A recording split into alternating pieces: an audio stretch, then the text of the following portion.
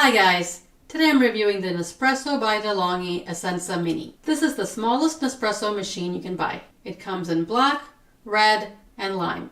It's very small. It's only 4.3 inches wide, 12.7 inches deep, and 8 inches in height. The cord length is 30 inches. It weighs 5 pounds. This Nespresso is 1,255 watts and offers 2 cup sizes. There's one button for espresso, 40 milliliters or 1.35 ounces, and one for lungo, 110 milliliters or 3.71 ounces. This unit uses a high pressure pump, 19 bars, to brew espresso, and that's similar to higher end pump espresso machines used at cafes. By the way, more bars don't mean a better machine or better coffee. Generally what you need is a 15 bar pressure pump to give you the ideal 9 bars to extract the perfect espresso. Other Nespresso models like the Virtuo spins the capsule up to 7,000 times per minute to extract coffee. They don't use a high pressure pump. So even though this model is the smallest and least expensive, it works more like a real espresso machine when compared to other models. If you want to get this Nespresso, I'll put a link right below this video. This is the removable water tank.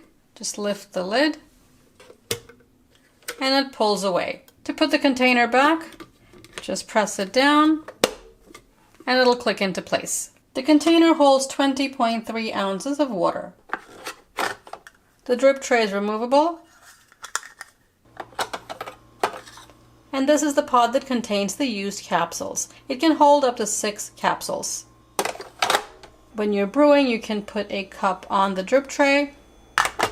This won't fit, so remove the drip tray and you can put your cup directly on the counter. With the drip tray removed, you have 5 inches of clearance. And with the drip tray in place, you have about 3.5 inches. With this unit, you get 14 Nespresso capsules.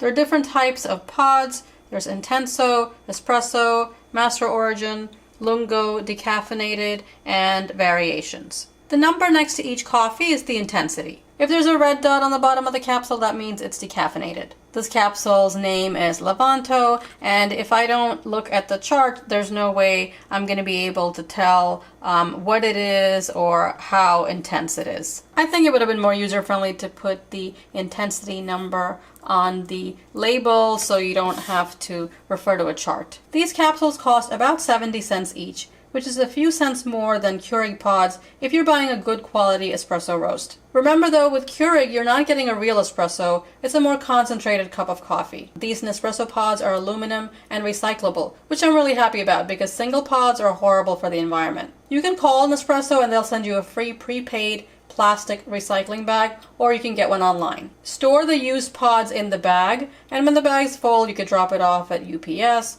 or Sur La Table, Williams-Sonoma, Macy's, Bloomingdale's, and other locations. The recycling plant separates the coffee from the aluminum. The aluminum is melted down to make other products and coffee is composted. There is a video that shows the whole recycling process, so you know the capsules are actually being recycled. I'll put a link to that video below if you want to see it. An instruction manual is included. You also get $10 off your first coffee order. When you first get the unit, remove the water container and wash it with warm soapy water and dry. Then fill this with water.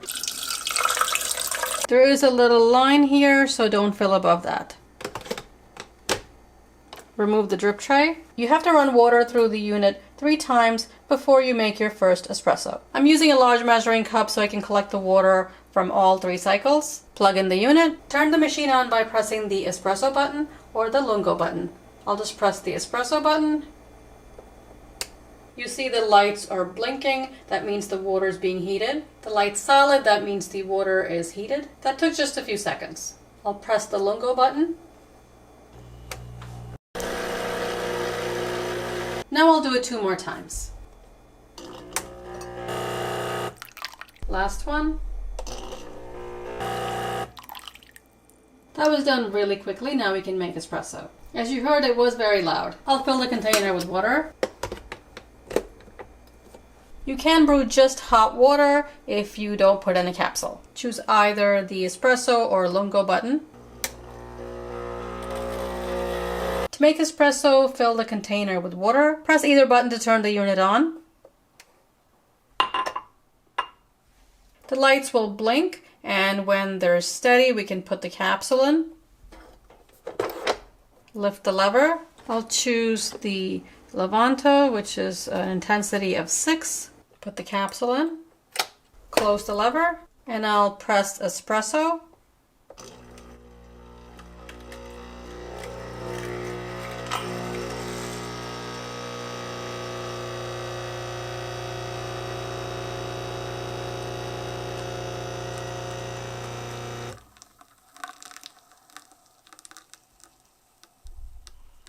You saw how fast that was. It took about 20 seconds. It smells really good.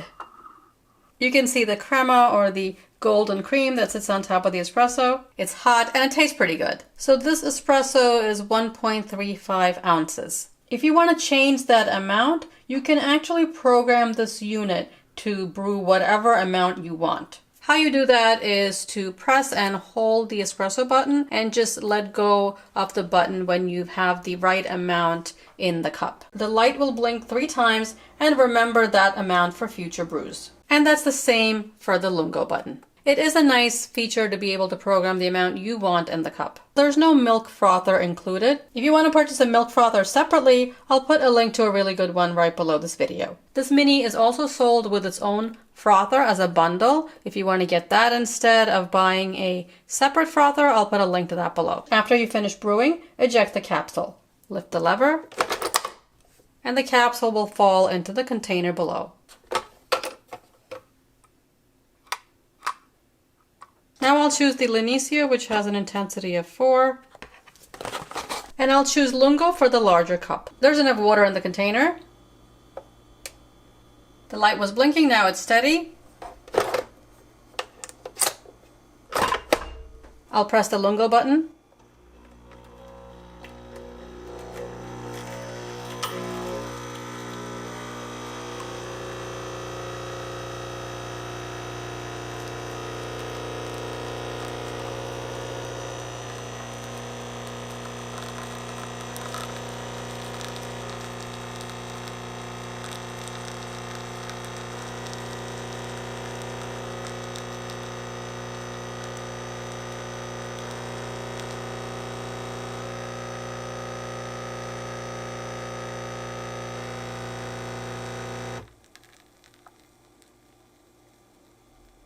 And this is 3.71 ounces. The temperature is about 160 degrees Fahrenheit. The cup is cold and my granite counters are also cold.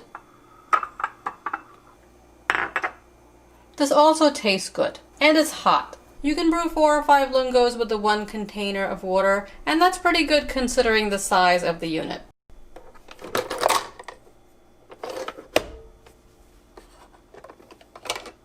And there's a second capsule ejected. 3 minutes after you brew, the unit goes into an eco mode to save energy. The unit shuts off automatically 9 minutes after the last brew. If you want to turn the machine off manually, just hold both buttons and press them down together.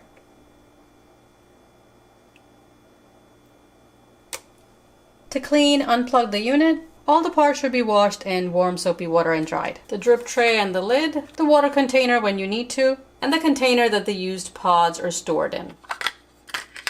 The outside can be wiped with a damp cloth and dried. This machine should be descaled once a year. Descaling instructions are included inside the manual. Machines like these are built for convenience and speed. If you don't want to spend the time and effort to grind beans to the perfect fine consistency, tamp using the correct pressure into a portafilter to create that compact puck, this automatic machine will work for you. It's small, fast, very easy to use, and there's hardly any cleaning. It's cute, compact, and barely takes up any space on the counter. If you want to get this Nespresso, I'll put a link right below this video. As always, I hope you found this review helpful. If you did, give it a thumbs up and subscribe for more reviews. I'll see you next time.